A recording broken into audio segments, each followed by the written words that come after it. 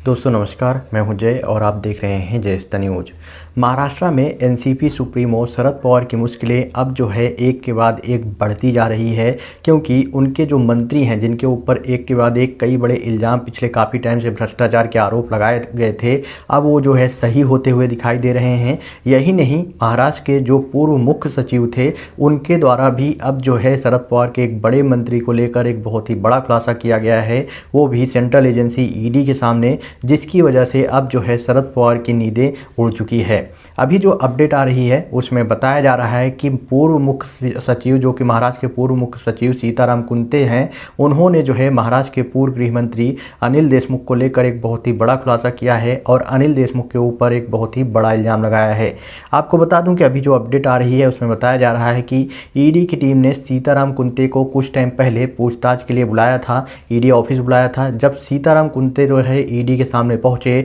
तो उन्होंने अनिल देशमुख को लेकर एक बड़ा खुलासा किया,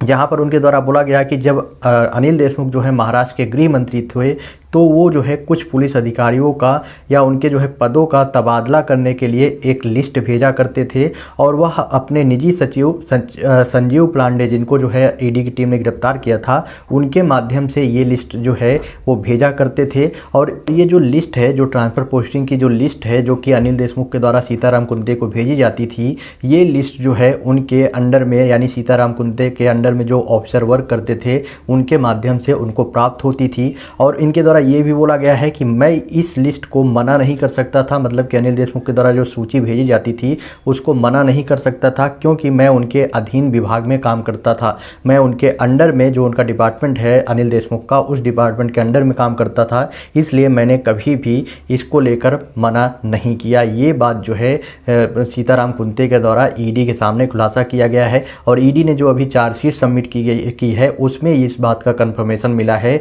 कि सीताराम कुंते ने सीधा अनिल देशमुख के ऊपर इल्ज़ाम लगाया है कि अनिल देशमुख जो है